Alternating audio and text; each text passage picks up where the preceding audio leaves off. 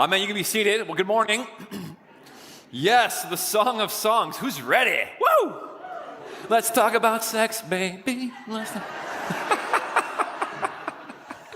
I did not do that at the first gathering. They would not have probably. Years ago, I was at a bookstore. Actually, Sonia and I and Pastor Paul were at a bookstore near Harvard, and there was a commentary on the Song of Songs. I'm like, that would be wild to do a series on the Song of Songs, this book of erotic love poetry. So I'm like, I got to do it one day, and today is the day. I've already told a number of people about this, and the responses have been typically mostly, "What are you thinking?" And trust me, I have also thought the same thing of myself. What are you thinking, Braley? But here's why I want to talk about it, because it's in the Bible. It's wild. I mean, this book, again, I'm not going to pull out of punches. We're all adults, more or less, in this room. We can handle it. I'm not going to be over the top. I promise I won't make it weird. But listen, we are surrounded by movies and songs and conversation at coffee shops that are way more gratuitous than this kind of stuff. And so we might as well talk about it in church. That's what I think. And also, it's in the Bible. Like, what do we make of this? How do we read this kind of a book? I sent an email out earlier this week about this, and I got an email back from one of our longtime members whom I just love dearly, and she's like, I never knew this book was even in there. What do we make of this book? I'm like, we're going to find out. So if this is a good idea, it was my idea. If it was a bad idea, it was Sonia's idea. Write that down, please.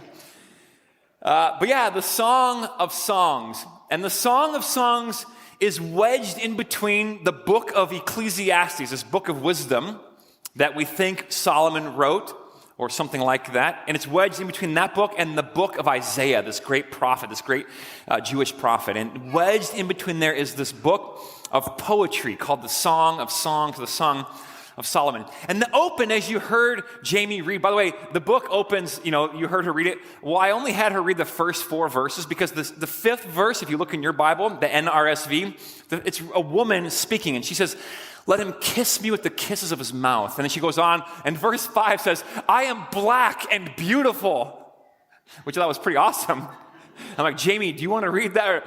Anyway, there's some other stuff in there that was so we just cut to the first 4 verses. But the book opens with, let him kiss me with the kisses of his mouth. It does not open with an abstract praise of love or some kind of a scientific, treatise on love, nor does it open with a 3-point sermon on, here's what love is.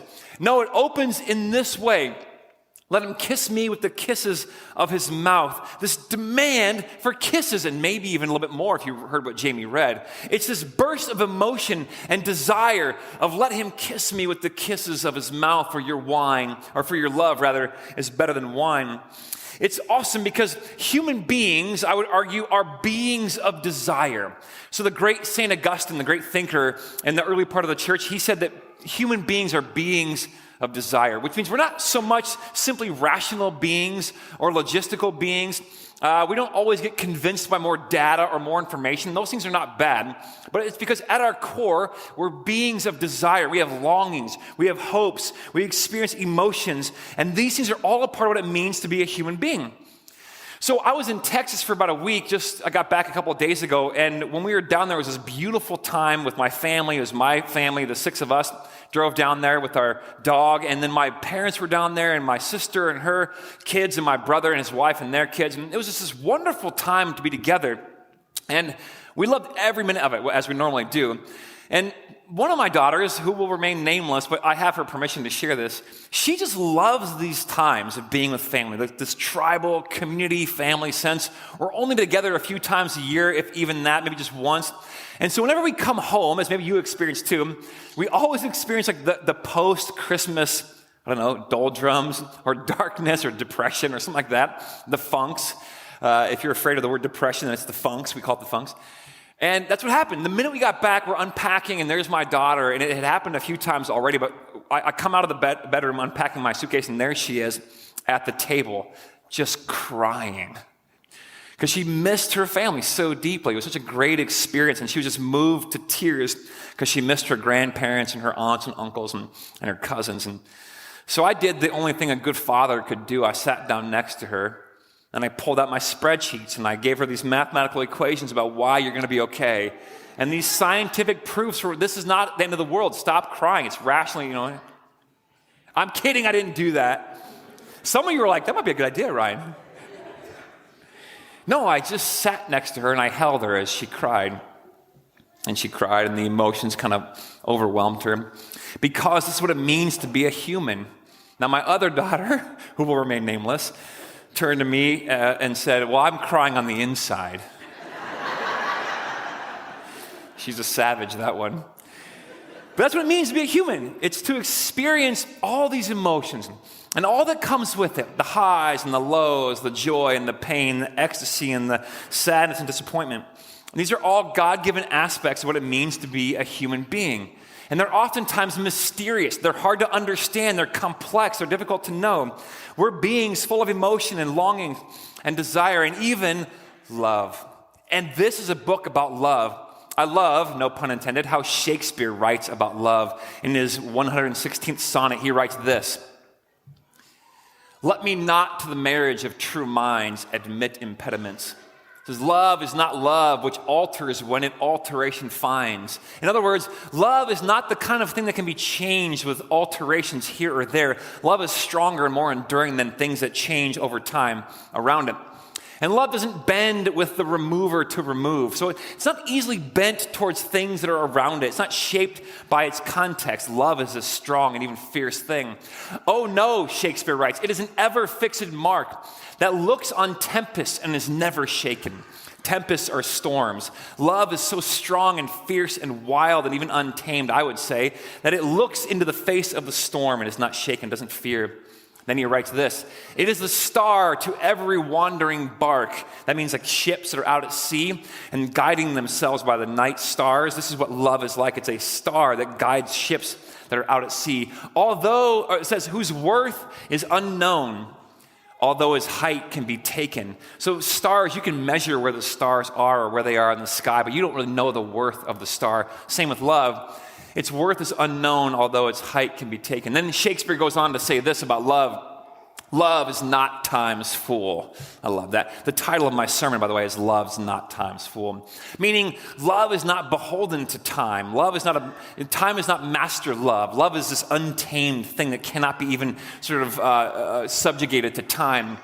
Even though rosy lips and cheeks within his bending sickle's compass come.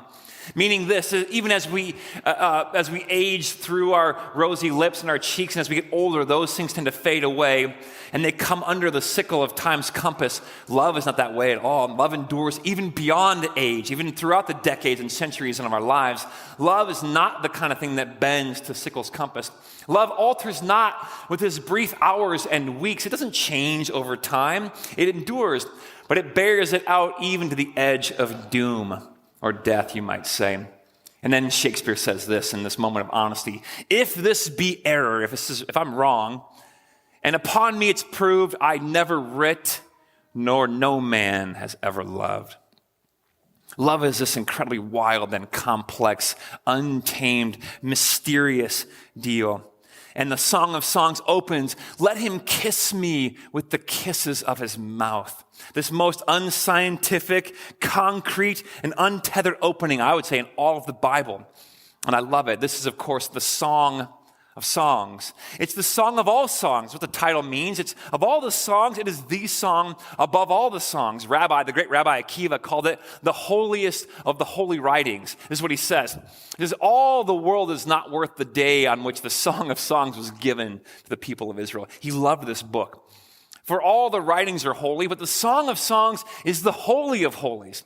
How about that for someone to talk about? Then the great Origen, who wrote in the 200s, Origen says this about the song: blessed is he or she who enters the holy places, but even more blessed is the one who enters the holy of holies. Likewise, he's talking about the temple there. Likewise, blessed is the one who knows holy songs and sings them, but much more blessed is the one who sings the song of songs. I would encourage you to read this book along with us. We're going to do a few weeks on this book. It's actually quite short. It's only 8 chapters long. I think we'll examine the whole book in each sermon. I'm not going to do an exegetical dive into 1 verse or 3 verses. It's just not really possible to do that. The whole book, I'd read it in one sitting. In fact, I was driving down the road the other day, listening to it on the Bible app, which you can do. It's great, and let it read it to you. And a few moments, I was blushing in the car alone. I was like, oh man, this is saucy. But here's how the book was meant to be read or listened to. It was from the oral tradition. They would read it out loud. And even today, the Jewish people read it at weddings. They celebrate Passover and the Sabbath by reading this book of poetry found in the Old Testament. And it's best read, a lot of scholars believe, out loud or listened to out loud. So I encourage you to do that as we go along. But here's the elephant in the room. I was always told when I was younger, if there's an elephant in the room, you better name it. So we're going to name it. Here's the elephant in the room. This book, the Song of Songs that I remind you is in the Bible, is so explicit. It's so erotic that young Jewish boys weren't allowed to read it until they were much older. I think of some pictures of some Jewish boys who figured... Hence the warning. I promise I won't make it weird, but yeah, this is the elephant in the room.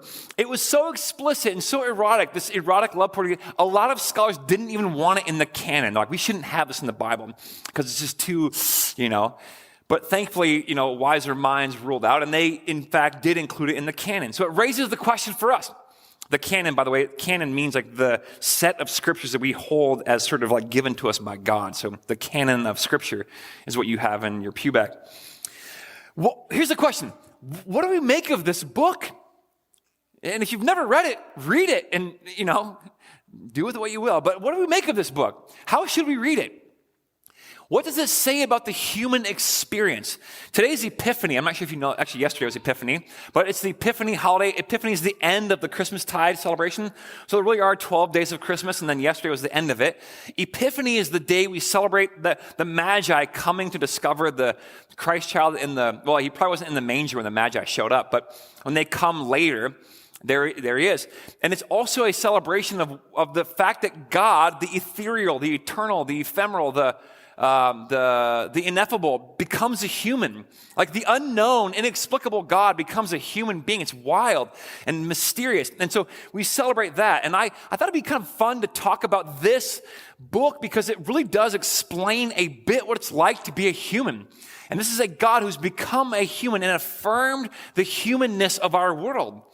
So sometimes we think about these things that are human as that's sort of despicable or tainted. And no doubt the world has actually taken things that were good and holy and made them sort of tainted, like romantic love. But romantic love is a gift from God that should be treasured and talked about and at will and freely in our lives. There's nothing wrong with it. Sometimes we even use the words like, oh, that's dirty or that's filthy or whatever the case might be. And I get it, but really in its purest form, this is a gift from God to be a human. And we should know what it means to be a human. And so this book explores that. And how should we read it? Many people in the ancient world read it as a literal story. So if you read it, there's 2 predominant voices in the book. There's a male voice and a female voice. In fact, the female voice is the more prominent one, the more active voice. So some folks think that a woman, at least in part, was helping write the book. But it's 2 voices going back and forth, and they talk about themselves and their longing for the other, their desire for the other person, and it's marked by their absence and presence. There's also a third set of voices, or like cacophony of voices that kind of chime in every now and again, but it's most of these 2 voices. So should we read it as a literal book of 2 people who are in love, and what does it mean to be in love? That's one way to read it, as a literal story of love poems from 2 people. Or over the course of history, the Jewish people began to read it as an allegory, a poem of love from God to humans, really in this case to Israel, which for us is a tad weird because we're like, erotic love poetry from God to Israel? That's kind of strange, or even to us, But in the ancient world, that was not as weird as it sounds today. In the ancient world, in antiquity, there were lots of poems and even sort of love poems between the gods and humans. That was sort of the context in which we get the Israel story. So if Israel did in fact write or use this book as an allegory, like between God and humans, that was kind of normal. And as you read it that way, it might to your modern sensibilities be a bit weird. That's fine. And if you're a strong masculine dude and it makes you uncomfortable, you're in good company. That's how they maybe have read it. So how did God intend for us to read it? I don't really know. It's a difficult book to read, but I want to explore it at least a little bit. And as you read it, there's really not a trace of a coherent plot even. Like, where is this book going? It sort of ebbs and flows. And we don't really even know who the author is, in fact. It says the Song of Songs that were Solomon's. I think I have that, verse 1. There we go. Or we call it, in your Bible, it might say the Song of Solomon. But no one really knows if it was, in fact, Solomon who wrote it, or if it's a book written like on behalf of Solomon, or in the wisdom tradition of Solomon, which is normal to do in the book, or in the ancient world. You would say this is a book of poems that are in honor of Solomon, that kind of thing. No one knows. It doesn't really matter either who wrote the book exactly. But it really is a book that talks about loving and desires and longing, absence and presence. It's a picture of a relationship between, in this case, a man and a woman. And all the joy that comes along with that. And the struggle that comes along with that sometimes. The complexity of love. I mean, come on, love is a complex deal. Are you with me? And all the folks who've ever been in love or wanted to be in love said, amen. Love is a complex deal. I will never forget the first time I fell in love. I'll never forget. I was in the first grade, Tollgate Elementary in Aurora, Colorado. Her name was Avelina McDonald. And I'll never forget how that day I knew, because I chased her around the soccer field, and I just felt something different, you know what I'm saying? Like, this is different. I'm chasing her unlike I chased my friend Tommy over there. This is different, kind of. I think I love this girl. So I went home and did the only thing any young man in first grade who was going to be a former or future preacher would do. I wrote her a love letter. Isn't that normal? And I sat down and I spent hours, and maybe it was only minutes, but I wrote this long letter pouring out my heart and my soul to this girl who I barely knew, and I had chased her on the field that day. I wanted her to know how much I loved her and how much I just longed to be with her. But I made the mistake of putting this note on the counter by the phone in the house, and my mom found it. And she's like, Ryan, what is this? I was like, you don't even understand me. You don't get me. I'm in love. You don't know what love is. How could you know? You're an old lady. I know what love is. How dare you tell me what love is? She never let me give it to this girl. Probably a good thing. But I'll never forget that. Love is complex. Are you with me? It's a complex, mysterious, vast, huge deal. And to fall in love is a strange thing. In fact, this love between the man and woman in this book, it almost has a life of its own. There are several times the woman's voice says, hey, do not awake or arouse love before it's ready. I think here it is in the scripture. So it's actually 3 different places. It says, oh, go ahead for me, Sarah. Did we lose it? Don't stir up or awaken or arouse love until it's ready. It's like love, whatever it is, it's so beautiful and so good that we can't mess it up. It's this beautiful, sacred, holy, mysterious thing, and we just can't goof it up. And it's hard for us to fathom today because we get a lot of mileage out of this word love, this old English word that we use for everything, love. I mean, in the same breath, I will tell someone I love them that I say also, I love those new shoes I got for Christmas that I can wear at the gym. And I love that new pair of pants I got. And I also love you. I mean, I love my wife, and I also love Chipotle burritos. Are you with me? Now, of course, I love my wife more than burritos. I mean, it's different, right? But imagine if I was having a date with my wife while eating a burrito. Man, that would be something. Anyway, we just get this word has lost its meaning for many, many obvious reasons. We use this word for everything.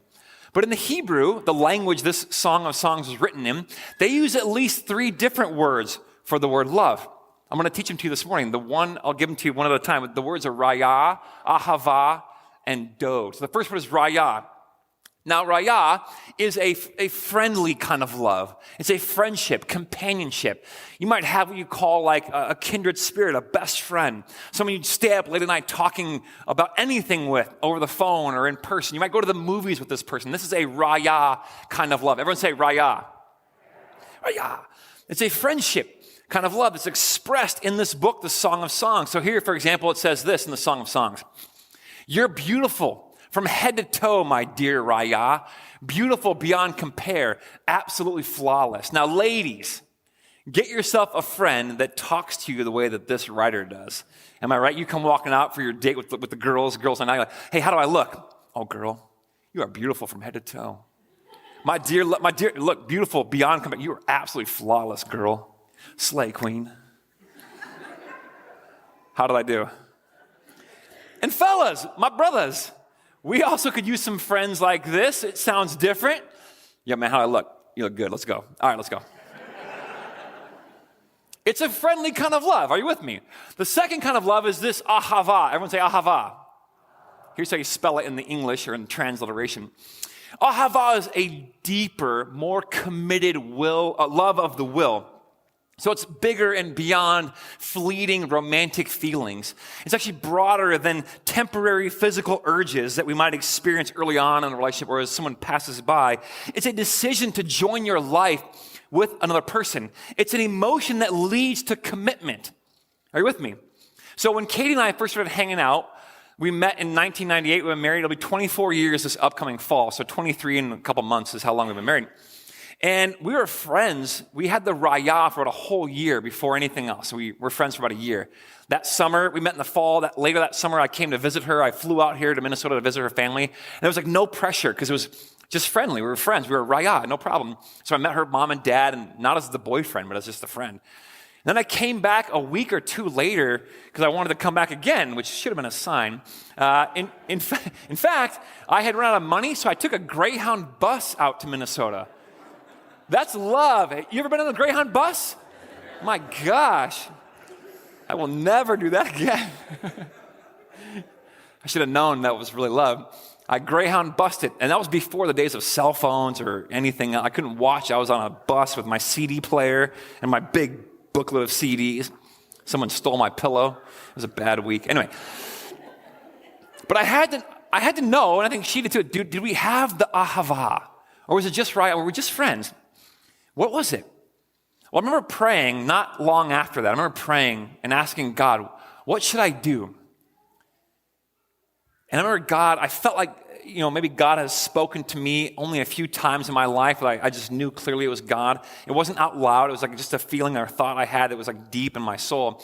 And I felt like God said to me, Ryan, what if you couldn't have her?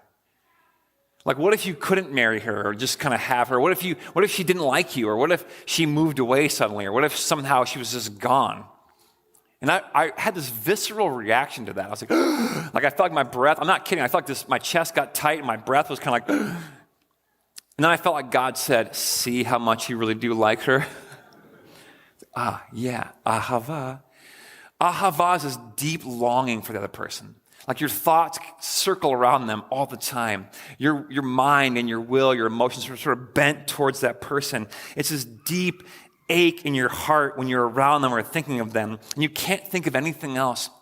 So in chapter 8, verse 7, it says this, the writer, many waters cannot quench ahava. Rivers cannot wash it away. If one were to give all their wealth of his house for ahava, it'd be utterly scorned. You can't buy ahava with all the wealth you have in your house. It's not attainable that way. It's something entirely different. So you have raya, this friendship. You have ahava, this deep, committed, passionate love that's sort of, your will is bent towards them. And then you have the third kind of love, dode. Everyone say dode. Dode literally translated means to carouse or to rock or to fondle. I think you get the idea. In fact, this was the most PG image we could find of this word. Let your imagination, well, maybe not. Anyhow, dode means to carouse or to fondle or to rock. And in fact, in the Proverbs, it says this about dode. Go ahead for me, Sarah. It says, come, let us drink deeply of dode until the morning. Or in the Song of Songs, verse 1, you already heard that. Chapter 1, verse 2, you heard this already. Jamie read it. Oh, go ahead. There we go. May he kiss me with the kisses of his mouth, for your dode is better than wine. See, dode is this physical, sexual, erotic element of this relationship between this man and this woman. It's where we get the word eros from in the Greek, or the word in English, it is the word erotic. So it's this physical, tangible expression of love. So it might be helpful to think about these kinds of love as maybe a flame. So you have the raya flame. And raya is this friendly, compassionate, companionate friendship, a deep friendship. Maybe you consider yourself soulmates or best friends, or you talk until the wee hours of the morning. And then maybe you have the second kind of love, which is the ahava love, which is this committed kind of love, where you stand up in front of your friends and family and declare out loud your intentions for each other. And you light a candle and make some vows and share rings. But your whole life revolves around that person, and it endures forever because you're so committed. That's the ahava love. And then you have this dode love. Dode is, of course, this sensual, this physical element of the love. It's this flame, this dode, that we sometimes experience. And in this story of the Song of Songs, you have this man and this woman experiencing all three of these at one time. And these three flames combine as one flame, one huge flame. And it's as though when they experience this one big flame, it's just much bigger and brighter and warmer than each individual flame by themselves. Somehow when they're combined together, they make something bigger and stronger than if they're alone. Jesus later on in the New Testament talks about this idea of entire beings coming together with all of themselves becoming, into one sort of, he says it this way, he says the two will become one flesh. One flesh is much bigger and broader and deeper than just a physical act. Are you with me? It's much deeper than that. It's entire beings coming together. It's emotions and hearts and wills and minds and experiences and life stories. It's a mingling of the whole person, a mingling of the souls, the spirit, and the physical. It's all this. The physical act is a picture of a deeper spiritual reality. It's never just a physical thing. Most things aren't. Jesus teaches us that sex is a deeply spiritual act that involves the whole part of ourselves. It's a beautiful and powerful thing meant to endure forever, never to be by itself. Because this thing, when all three are combined, creates something much bigger and broader and more beautiful than just each individual flame.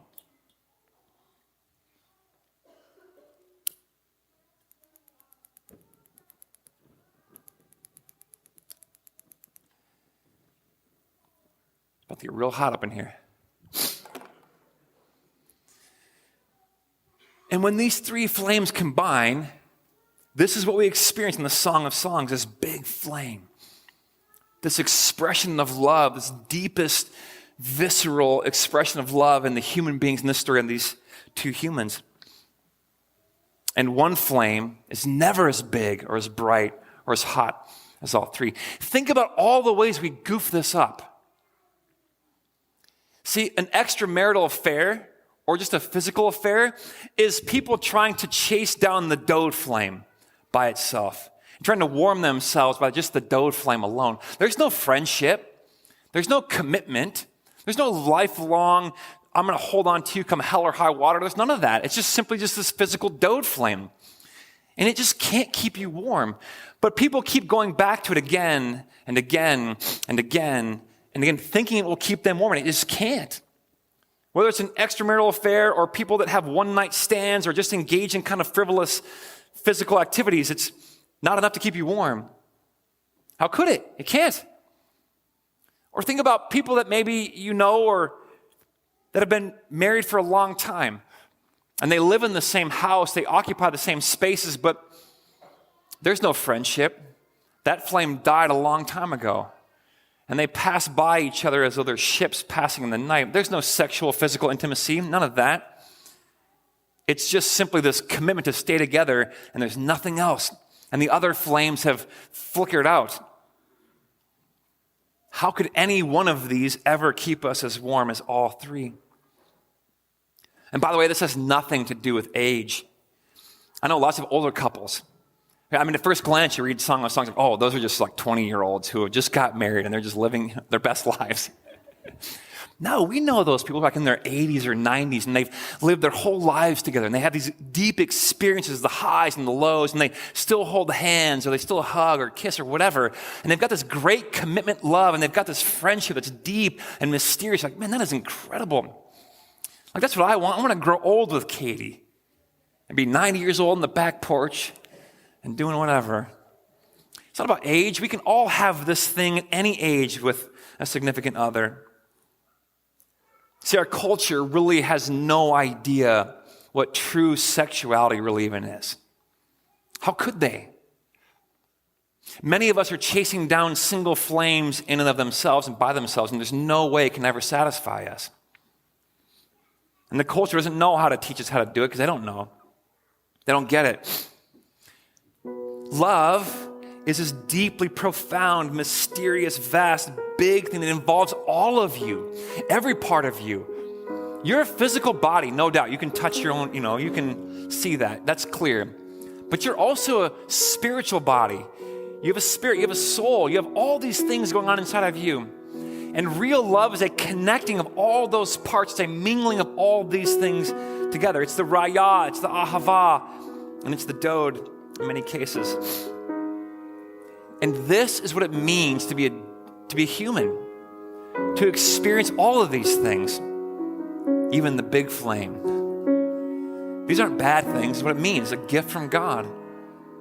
Today, on this day, may you know that God, the divine, ethereal being, became a human. Being a human is a good thing. In fact, when God created humans, he called them good. Our experiences as humans are good experiences. Of course, they can deviate and go off the track and become something other than what was holy and sacred and intended for that. And love is one of those things. We have all kinds of false views and understandings of what love really is. But this is real romantic love. I also think about 1 John 3:16, where it says, this is how we know what love is, that Jesus came down and died for us. And so go and do the same for each other. And so real love looks like that as well. Giving up your life for somebody else and for others. So Central Lutheran Church, may you honor the way that God has created you. May you know you are a profound mystery of emotions and wills and longings and desires. And that's how God made you. You're a mysterious being. May you also know that love is a sacred gift. It's sacred. It's to be protected and cared for. Not to be treated whimsically or given out willy-nilly. It's a sacred thing. It's a fire. It's a flame. Love is profoundly spiritual. May we experience it as such. And may each of us here discover love. May we find the big flame. Amen.